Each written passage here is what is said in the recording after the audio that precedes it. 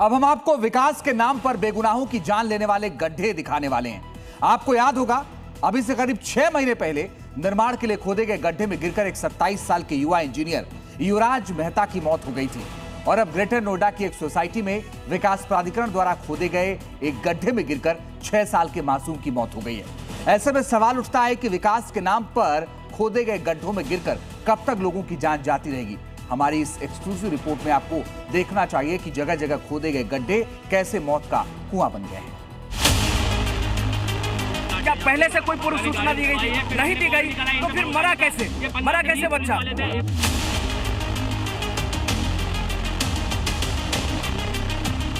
ये तस्वीरें विचलित कर सकती हैं, लेकिन आज देश के हर जिम्मेदार नागरिक को, पुलिस को, प्रशासन को और जिम्मेदार पद पर बैठे हर एक व्यक्ति को देखनी चाहिए।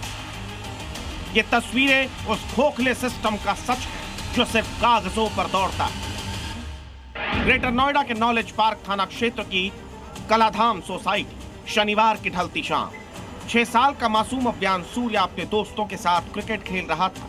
उसे क्या पता था कि जहां वो पैर रख रहा है वहां मौत घात लगाए बैठी। बोरिंग के नाम पर प्राधिकरण और ठेकेदार ने 15 फीट गहरा गड्ढा खोद दिया। बारिश हुई तो वो पानी से लबालब भर गया। सोसाइटी के बीच में ही दलदल बन गया। ना कोई फेंसिंग, ना कोई चेतावनी का बोर्ड, ना कोई बैरिकेडिंग। अचानक अव्यान का पैर फिसला और वो पानी में समा गया। जब तक उसे निकाला गया तब तक मासूम की सांसें थम चुकी थी। एक बच्चा भागता भागता मेरे पास आया कि बच्चा डूब गया भैया चलो जल्दी चलो। तो मुझे लगा कि यहाँ पे बच्चा कैसे डूब सकता है, ये तो अपना सोसाइटी है, इसमें तो एकदम कुछ है नहीं ऐसा। तो कह रहा भैया जल्दी चलो। तब मैं भागा हूँ उसके साथ साथ, फिर भी देखने के लिए क्या कहना चाह रहा है। वो मेरे को भागते भागते यहाँ पे लेके आया। जब तक ये यहाँ पे लेके आया बिल्कुल ऐसे ही पानी था जैसे अभी, बिल्कुल समतल, कोई इसमें मूवमेंट नहीं थी पानी में।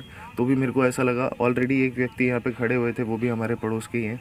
वो कपड़े वगैरह उतार के खड़े हुए थे, वो बस वेट कर रहे थे कि कोई एक और बड़ा इंसान आएगा तो उनकी हिम्मत होगी इसमें जाने की। उन्होंने ट्राई करा नीचे जाने का, बट उनके पैर ही नहीं पहुँच रहे थे। 6 साल का अव्यान अपने घर से क्रिकेट खेलने निकला था, लेकिन बच्चे के लौटने की जगह घर पहुंची तो उसकी मौत की खबर। जरा सोचिए इस मासूम के माता पिता पर क्या बीती होगी। जो अथॉरिटी की लापरवाही है उससे हमें भुगतना पड़ गया। हमारा कोई नुकसान, मतलब हमने क्या गलती की थी इससे मेरा बच्चा चला गया? उसने कौन सा नुकसान किया था? इतना बड़ा गड्ढा है, कोई बैरिकेडिंग नहीं, कुछ नहीं, कोई इंटीमेशन नहीं है। मेरा बच्चा दलदल में कब डूबा, कैसे डूबा, समझ नहीं आया मुझे। बचने का ही मौका नहीं मिला बच्चे को। 6 साल का बच्चा क्या कसूर था उससे? अव्यान के माता पिता शोक में, लेकिन इस घटना के बाद स्थानीय लोगों का गुस्सा 7वें आसमान पर। लोगों का गुस्सा इस कदर बढ़ गया है कि बच्चे के शव को हाईवे पर रखकर प्रदर्शन किया जा रहा है। मासूम की मौत के बाद जब जनता का गुस्सा भड़का तो कुंभकर्णी नींद में सोया प्रशासन जागा। आनन फानन में नॉलेज पार्क पुलिस ने कार्रवाई की। मुख्य आरोपी ठेकेदार मनोज जैन को सलाखों के पीछे भेज दिया गया। सुपरवाइजर जॉनी और टेक्निकल सुपरवाइजर आकाश के खिलाफ मुकदमा दर्ज कर तीनों की सेवाएं समाप्त कर दी गई। लेकिन क्या इस कार्रवाई से उस मां की गोद फिर से हरी हो जाएगी? ये पहली बार नहीं है जब नोएडा ग्रेटर नोएडा में खुले गड्ढे ने किसी बेकसूर की जान ली है। इससे पहले 27 साल के सॉफ्टवेयर इंजीनियर युवराज मेहता की जान भी सिस्टम के गड्ढे ने ही ली।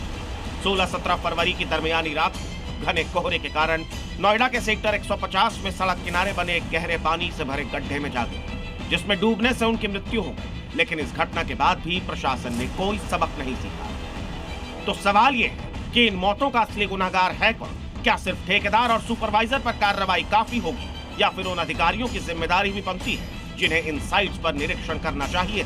जिम्मेदार अधिकारी किसी घटना के बाद जागते हैं और फिर अपनी शीत निद्रा में चले जाते हैं। लेकिन आज आपको देखना चाहिए कि अभी भी नोएडा में कितने ऐसे खुले गड्ढे हैं जो अगले शिकार को निगलने के इंतजार में बैठे हैं। ये जो पूरा एरिया आप देख रहे हैं, ये नाला इस रोड पर बना हुआ है और इसी नाले के आसपास हैं वो सारी टूटी हुई हैं।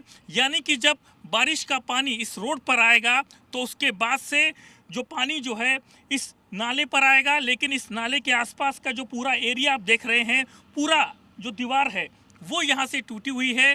बारिश का पानी आने से यहाँ पर जो पानी आएगा ये दिखाई नहीं देगा, लोग इसका शिकार हो सकते हैं।